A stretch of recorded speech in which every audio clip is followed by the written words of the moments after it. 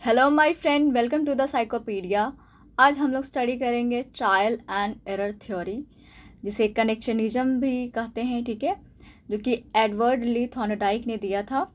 तो बेसिकली इस थ्योरी को देखेंगे आज हम लोग, ट्रायल एंड एरर थ्योरी और कनेक्शनिज्म, जो कि एडवर्ड ली थॉर्नडाइक की दी हुई थ्योरी है। ये है एडवर्ड ली थॉर्नडाइक, इनका नाम है। E.L. थॉर्नडाइक भी इसे शॉर्ट फॉर्म में कहते हैं, ठीक है, E.L. थॉर्नडाइक कहते हैं। तो इनको देखते हैं कि ये है कौन। थॉर्नडाइक, जो E.L. थॉर्नडाइक थे, ये फादर ऑफ एजुकेशनल साइकोलॉजी इसे मानते हैं। फादर एजुकेशनल साइकोलॉजी के इसे फादर माना जाता है। ये एक अमेरिकन साइकोलॉजिस्ट भी थे एंड इन्होंने SR रिन्फोर्समेंट या फिर SR थ्योरी कह सकते हैं या फिर SR बॉन्ड भी कह सकते हैं, ठीक है। S for stimulus and R for response. Stimulus क्या होता है? कोई भी ऑब्जेक्ट, ठीक है, कोई भी ऑब्जेक्ट, इंसिडेंट, इवेंट, एनीथिंग जो आपके बिहेवियर को इफ़ेक्ट करता है, ठीक है, वो स्टिमुलस कहलाता है। कंसीडर कीजिए कि फूड है, ठीक है, यहीं पे लेते हैं एग्जांपल। फूड है, आपने फूड देखा, आपके मुंह से लार टपकने लग गया, ठीक है, ये क्या है? ये आपने रिस्पॉन्स किया, यानी कि स्टिमुलस क्या है कि रिस्पॉन्स होने के लिए ये आपको एक्साइट करता है, मोटिवेट करता है स्टिमुलस, ठीक है। तो इसे स्टिमुलस कहेंगे। और रिस्पॉन्स क्या होता है? आपका बिहेवियर जो है, किसी चीज़ को देख करके, सुन करके, स्मेल करके ये रिस्पॉन्स कर रहे हैं, यानी कि आपका बिहेवियर एक्शन में कन्वर्ट हो रहा है किसी चीज़ को ले करके, तो उसको कहते हैं रिस्पॉन्स, ठीक है। तो रिस्पॉन्स यहाँ पे देख लेते हैं स्टिमुलस में। यहाँ पर कौन कौन से है? फिश है, फिश हो गया, फूड हो गया। फूड को देख करके मुंह में पानी आया, या फिर फिश को देखा, आपको फिश पसंद है, आपका मन किया कि फिश को खाना है, ठीक है। आपका एग्ज़ाम है, एग्ज़ाम को स्टिमुलस के तौर पे कैसे ले सकते हैं? आपको मान लीजिए कि आपका आने वाला एग्ज़ाम है और आपका रिस्पॉन्स क्या है? आप प्रिपेयर कर रहे हो एग्जामिनेशन के लिए, तो ये आपका क्या हो रहा है? रिस्पॉन्स हो रहा है। स्टिमुलस क्या हो गया? एग्ज़ाम हो गया। तो इस तरीके से आप कनेक्ट कर सकते हो स्टिमुलस एंड रिस्पॉन्स, ठीक है। तो इन दोनों में एक कनेक्शन फॉर्म होता है, इसीलिए इसे बॉन्ड कहते हैं, स्टिमुलस एंड रिस्पॉन्स में। नेक्स्ट है कनेक्शनिज्म। कनेक्शनिज्म में यहाँ पे ये बताने की कोशिश कर रहा है कि स्टिमुलस है, ठीक है, कोई स्टिमुलस है और इसको देख करके ये रिस्पॉन्स क्रिएट होता है, यानी कि दोनों के बीच में ये कनेक्शन एक तरीके से फॉर्म होता है। आपने फूड को देखा, आपने खाने को देखा और आप भूखे हो, आपके मुंह में पानी आएगा, ठीक है। तो ये क्या है? ये एक तरीके का कनेक्शन फॉर्म होता है, ठीक है। ये जो कनेक्शन फॉर्म होता है, इसीलिए थॉर्नडाइक ने इसे कनेक्शनिज्म भी कहा है। थॉर्नडाइक ने बहुत सारे एक्सपेरिमेंट कंडक्ट किए थे। कौन कौन से एक्सपेरिमेंट कंडक्ट किए थे उन्होंने? किस किस पे किए थे? कैट पे किया था, डॉग पे किया था, कैट, डॉग, मंकी पे, फिश पे, उन्होंने बहुत सारे एक्सपेरिमेंट किए थे। बट उन्होंने जो भी कैट पे जो एक्सपेरिमेंट किया था ना, वो बहुत ज़्यादा फेमस हुआ था, बहुत ज़्यादा। उन्होंने एक PhD में उन्होंने एक थेसिस लिखी थी एनिमल इंटेलिजेंस के ऊपर 1898 में। ये एनिमल पे बहुत एक्सपेरिमेंट किया था, इसलिए उन्होंने जो थेसिस जो लिखी थी, PhD किए थे उन्होंने, और जो थेसिस जो लिखा था वो था एनिमल इंटेलिजेंस पे किया था उन्होंने, ठीक है। तो उन्होंने ये बताया गया था, ये जो ट्रायल एंड एरर जो थ्योरी है, उसमें उन्होंने ये बताया कि ह्यूमन हो या फिर एनिमल हो, वो ट्रायल एंड एरर के थ्रू ही सीखता है, ठीक है। यानी कि वो बार बार कोशिश करता है, कोशिश करने में उसे कुछ गलतियाँ भी जो मिलती है, ठीक है, गलतियाँ जो करता है, फिर वो धीरे धीरे गलतियाँ वो कम करते जाता है और वो फिर सीख लेता है।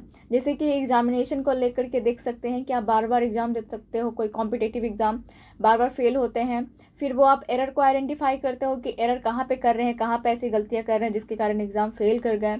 तो फिर वो एरर को कम करते करते, मिनिमाइज़ करते करते आप फाइनल डेस्टिनेशन तक पहुँच जाते हो, या ठीक है, यानी कि आप उस चीज़ को अचीव कर लेते हो।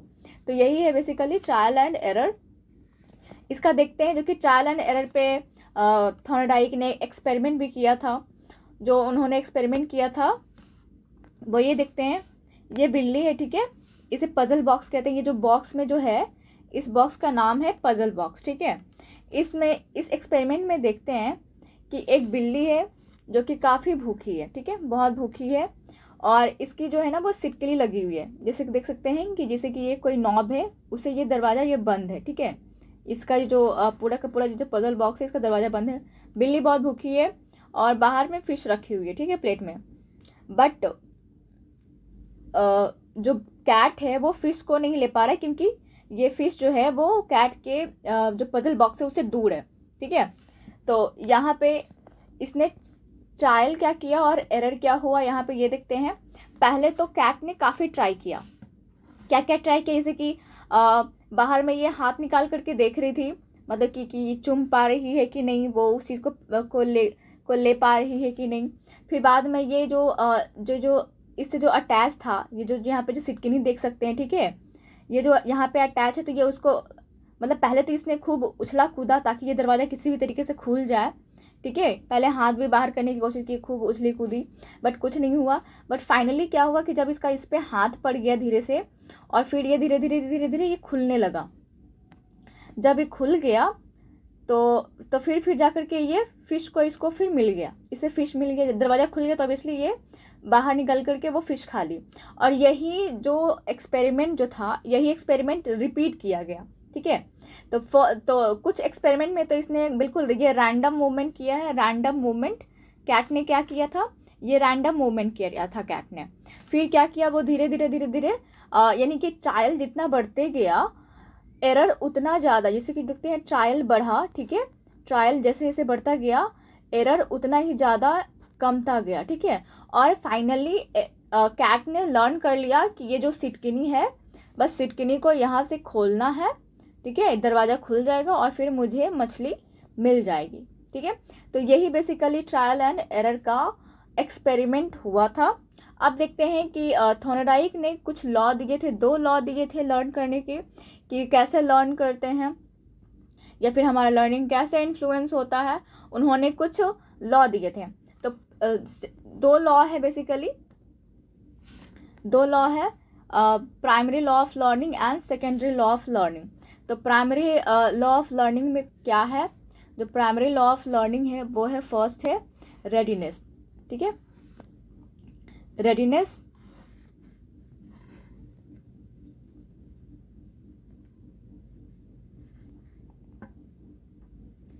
तो जो फर्स्ट है वो है लॉ ऑफ रेडीनेस। रेडीनेस में क्या है, इसका मतलब से ही आप समझ सकते हो, रेडी मतलब होता है लर्न करने के लिए पहले हमें क्या होना पड़ेगा, रेडी होना पड़ेगा। कैसे हमें रेडी होना पड़ेगा, यानी कि आपको मेंटली आपको फोकस होना है, लर्न करना है। आप कंसिडर करो कि आपको ये वीडियो ही देखना है, तो आप क्या करोगे, मेंटली आप कॉन्सेंट्रेट यहाँ करोगे। फिजिकली यानी कि आपके बॉडी में किसी भी तरीके का कोई हार्म नहीं होना चाहिए। ऐसा नहीं है कि आपके पैर में चोट लगा है, आपके हाथ में चोट लगा है, ठीक है, तो ऑब्वियसली चोट लगी है तो आप डिस्कम्फर्ट फील करोगे, ठीक है, आप अच्छा महसूस नहीं करोगे। आपको इमोशनली भी, यानी कि आप बहुत ज़्यादा सैड ना हो, एंग्री ना हो, ठीक है, बहुत डरे हुए ना हो। तो यहाँ पे इमोशनली भी आपको क्या होना पड़ेगा, आपको रेडी होना पड़ेगा, यानी कि आपको सब कुछ सही होना पड़ेगा।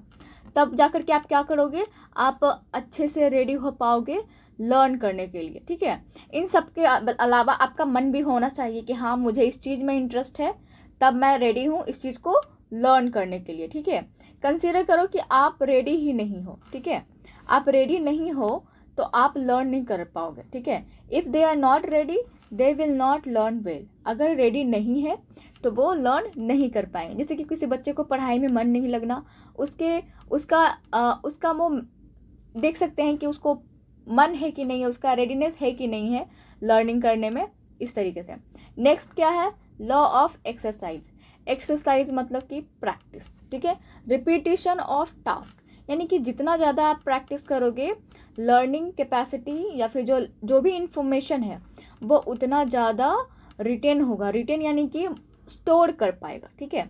जितना ज़्यादा प्रैक्टिस करोगे, जितना ज़्यादा आप एक्सरसाइज करोगे उस चीज़ का जिसको आप पढ़ रहे हो या फिर कोई एक्टिविटी कर रहे हो, ठीक है, तो वो चीज़ें आपको ज़्यादा देर तक, ज़्यादा टाइम तक आपको याद रह पाती। जैसे कि आपका एग्जामिनेशन से पहले आपने बहुत कुछ लर्न किया है, बट फिर भी एग्जामिनेशन के कुछ दिन पहले चाहते हो 2 दिन 4 दिन 5 दिन पहले सभी चीज़ें एक बार अच्छे से रिवाइज़ कर ले, ताकि जो भी आपने इन्फॉर्मेशन याद किया है, ठीक है, रिटेन कर रखा है अपने ब्रेन में, वो एक बार रिफ्रेश हो जाए, ठीक है।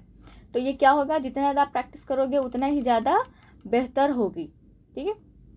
इसमें 2 पॉइंट है, law of use. Law of use कहने का मतलब क्या होता है कि आप जो प्रैक्टिस करते हो ना, जो चीज़ें आप रिपीट करते हो वो स्ट्रेंथ हो जाती है, यानी कि वो और ज़्यादा स्ट्रांग हो जाती है, ठीक है। एंड नेक्स्ट इसी का लॉ ऑफ एक्सरसाइज का जो सेकंड जो है law of disuse.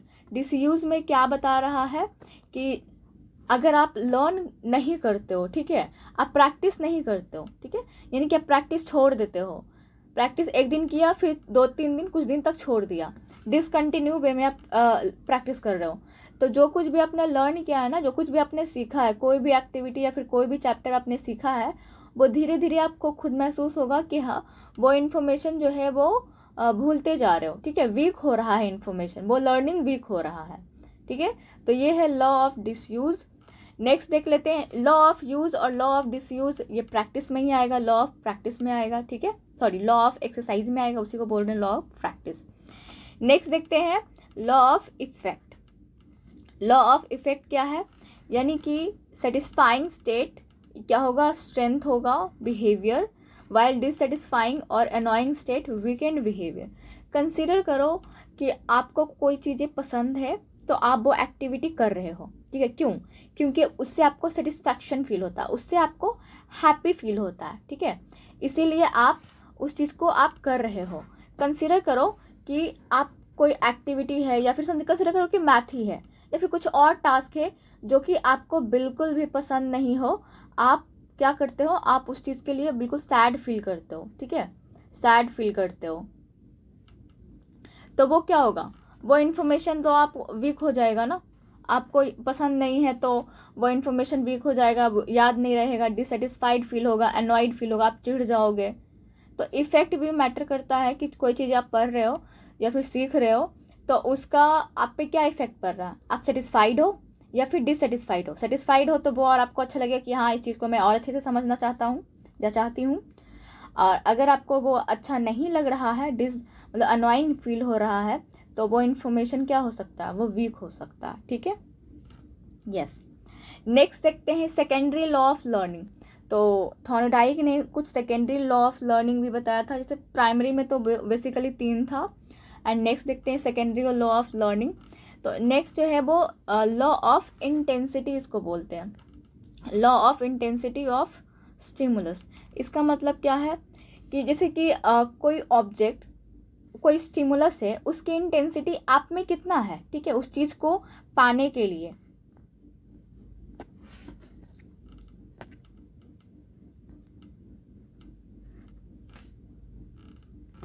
Law of intensity of stimulus में क्या होता है कि कोई स्टिमुलस है, उसकी इंटेंसिटी यानी कि हिंदी में इसको बोले तो तीव्रता, कम या ज़्यादा, ठीक है, कोई स्टिमुलस यानी कि कोई भी चीज़ जो है आपको अट्रैक्ट कर रही है, कम कर रही है या फिर ज़्यादा कर रही है, फिर बहुत ज़्यादा, क्या है जो कि आपको अट्रैक्ट कर रही है, ठीक है।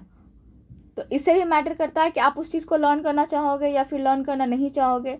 हो सकता है कि मैथ आपको बोरिंग लगता हो सकता है कि साइंस आपको बहुत अच्छा लगता हो, ठीक है, तो हो सकता है कि मैथ आपको थोड़ा कम अट्रैक्ट करे, साइंस आपको ज़्यादा अट्रैक्ट करेगा, क्योंकि ये स्टिमुलस जो है साइंस की वो आपको ज़्यादा पसंद आ रहा है, ठीक है, इसकी इंटेंसिटी आपको पॉजिटिव वे में है, ठीक है, अच्छे वे में है, और मैथ के लिए आप थोड़ा अट्रैक्टेड नहीं हो, उतना इंटेंसिटी इसकी नहीं है जो कि आपको अट्रैक्ट कर पा रही है, ठीक है, ये बस एग्जाम्पल है, किसी को मैथ फेवरेट भी हो सकता है, यस।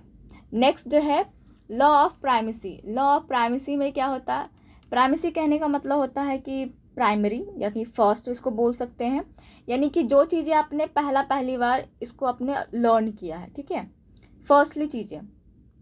कंसिडर करो कि आप एक कुछ याद करते हो, ठीक है, 1 2 3 4 5 6 7 8 9 10 तक आपने कुछ लिखा हो, तो आप देखोगे हमेशा कि आपको जो फर्स्ट वाला जो होगा ना, फर्स्ट सेकंड जो होगा, स्टार्टिंग के कुछ 1 2 3 4 जो भी होगा वो आपको ज़्यादा याद रहेगा, ठीक है, और लास्ट के जो होगा वो आपको ज़्यादा याद रहेगा। तो ये बेसिकली मेमोरी से भी रिलेट करता है, जो प्राइमरी होता है ना वो इन्फॉर्मेशन जाता है हमारे लॉन्ग टर्म मेमोरी में, और जो नीचे के जो होते हैं यानी कि जो रिसेंट यानी कि जो जैसे कि स्टार्ट तो आपने यहाँ से किया ना और ख़त्म यहाँ पे किया, तो शुरू यहाँ किया था, ख़त्म यहाँ किया था, लेकिन रिसेंट कौन है आपके लिए, यही है, ठीक है। तो रिसेंट यानी रिसेंसी यानी कि रिसेंट, जो रिसेंट आपका है वो भी ज़्यादा आपको याद रहेगा, और जो प्राइमरी यानी कि जो आपका जो फर्स्ट वाला रहेगा वो भी आपका ज़्यादा याद रहेगा। इसको हम मेमोरी से कैसे रिलेट कर पाएंगे, मेमोरी से हम लोग ये रिलेट कर पाते हैं, ठीक है। जो प्राइमरी जो होता है ना वो हमारे लॉन्ग टर्म मेमोरी में जाता है। लॉन्ग टर्म मेमोरी यानी कि जिसकी टाइम ड्यूरेशन ज़्यादा रहता है। जो रिसेंट है वो हमारे शॉर्ट टर्म मेमोरी में जाता है इन्फॉर्मेशन। इसीलिए ये दोनों जो है वो लर्निंग में अट्रैक्ट करता है, यानी कि इन्फॉर्मेशन याद रहता है। जो नेक्स्ट देखते हैं law of multiple response. Law of multiple response में क्या है यहाँ पे, लॉ ऑफ मल्टीपल रिस्पॉन्स में कंसिडर कर लेते हैं कि ये जो बिल्ली का जो केस था हम लोग उसी में देख लेते हैं कि बिल्ली को भूख लगी हुई थी और उसे फिश चाहिए था, ठीक है। तो फिश तो उसे ईजिली उसको मिला नहीं, मतलब एक ही बार में तो उसको नहीं मिला था। फिश पाने के लिए वो पहले तो उसको पुल कर रहा था बाहर, अपना हाथ निकाल करके मछली के पास ले जाने की कोशिश कर रहा था, ठीक है। तो लेकिन वो नहीं कर पा रहा था। तो मतलब कि वो मल्टीपल रिस्पॉन्स करता है, कोई भी पर्सन भी हो। अगर हम ऐसे कनेक्ट करें, कंसिडर करो कि आप कोई एग्ज़ाम की प्रिपरेशन कर रहे हो, ठीक है। कोई पर्सन जो है वो एग्ज़ाम की प्रिपरेशन कर रहा है, तो वो क्या करता है, वो कुछ बुक्स देखता है कि इससे एग्ज़ाम से रिलेटेड कौन कौन से बुक होंगे, ठीक है। चलो ठीक है, और क्या कर सकते हैं, और यूट्यूब पे भी कुछ वीडियो देख लेते हैं, यूट्यूब पे वीडियो देख लेते हैं। प्लस ये देख लेते हैं कि कुछ लोग कैसे इसके बारे में इंफॉर्मेशन दे रहे हैं कि कैसे प्रिपरेशन करें, ठीक है, और क्या क्या करें। यानी कि आपका ये एग्ज़ाम क्रैक करना है और आपने ढेर सारे यानी कि बुक भी पढ़े, यूट्यूब पे कुछ वीडियोस भी देख लें, एक्सपर्ट की आपने इन्फॉर्मेशन भी ले ली, ठीक है, कि वो लोग कैसे ओपिनियन दे रहे हैं, उन लोगों ने कैसे एग्ज़ाम को क्रैक कर लिया, ठीक है। तो यहाँ पे हम लोग एक्सपर्ट की ओपिनियन भी लेते हैं, यानी कि मल्टीपल यहाँ पे रिस्पॉन्स करते हैं, ठीक है, इस चीज़ को अचीव करने के लिए। तो ये बस एग्जाम्पल था, आप किसी और चीज़ के साथ भी इसको रिलेट कर सकते हैं। नेक्स्ट जो है वो है लॉ ऑफ सेट और एटीट्यूड। लॉ ऑफ सेट और एटीट्यूड जस्ट लाइक इसको कैसे समझ सकते हैं कि आपका मोटिवेशन लेवल, आपका मन है किसी चीज़ को लर्न करने में।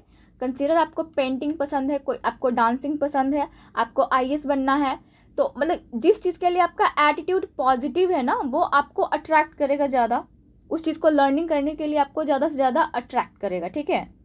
लर्निंग जो कि सीखना जिसको बोलते हैं वो ज़्यादा आपको अट्रैक्ट करेगा, यानी कि जिसके लिए आपका माइंडसेट पॉजिटिव है। अगर निगेटिव है तो आप क्या करोगे, उस चीज़ से दूर भागोगे, ठीक है। जाओ नेक्स्ट जो है law of partial activity. Law of partial activity का मतलब यहाँ पे क्या होता है, लॉ ऑफ पार्शियल एक्टिविटी का मतलब यहाँ पे थॉर्नडाइक ने बताया है कि आप कुछ भी जो लर्न करते हो ना उसको पार्ट वाइज में करो, ठीक है। कोई बड़ा सा है आपका चैप्टर, आपका एग्ज़ाम है, इसका सिलेबस वास्ट है, इतना बड़ा सिलेबस है, आप क्या करोगे, आप छोटा छोटा पार्ट में करके इसको पढ़ो, ठीक है। हिस्ट्री है, ज्योग्राफी है, फिजिक्स है, ऑल सब्जेक्ट है, आप उसको पार्ट पार्ट में करो, स्टडी करो। तो ये रहा बेसिकली पार्शियल एक्टिविटी का, कि कोई भी चीज़ को आप थोड़ा पार्ट पार्ट में मतलब उसको पार्शियली आप उसको स्टडी करो। यस नेक्स्ट जो है law of analogy and assimilation. तो law of analogy and assimilation होता क्या है, एसिमिलेशन का मतलब होता है कि जो भी आपके पास प्रीवियस एक्सपीरियंस है, ठीक है, ये जीन पियाजे के थ्योरी में बेसिकली था, जो भी आपके पास प्रीवियस नॉलेज है, ठीक है, उसको जो भी प्रेजेंट नॉलेज और अभी का जो प्रेजेंट नॉलेज है उन दोनों को ऐड कर दो, क्या कर दो, ऐड कर दो। तो ये एसिमिलेशन होगा। कब ये होता है, एडिंग की सिचुएशन में होगा, ये होगा सिमिलर टास्क होगा। एनालॉजी का मतलब ही होता है कि जो भी पास्ट की चीज़ें हैं, ठीक है, पास्ट में कोई चीज़ें सिमिलर है, ठीक है, सिमिलर है, तो हम प्रेजेंट के साथ और पास्ट के साथ दोनों में चीज़ें क्या है, सिमिलर है, तो उससे हम चीज़ों को जल्दी लर्न कर पाते हैं। क्या कर पाते हैं, लर्न कर पाते हैं या फिर रिलेट कर पाते हैं। इनका कहने का बेसिकली यही मतलब था। एनालॉजी का मतलब ही और एसिमिलेशन का मतलब होता है जो भी अपने पास्ट में जो इन्फॉर्मेशन था जो कि सिमिलर है प्रेजेंट इन्फॉर्मेशन के साथ, तो हम उसको क्या कर देते हैं, ऐड कर देते हैं, ठीक है, मिला देते हैं उस इन्फॉर्मेशन को।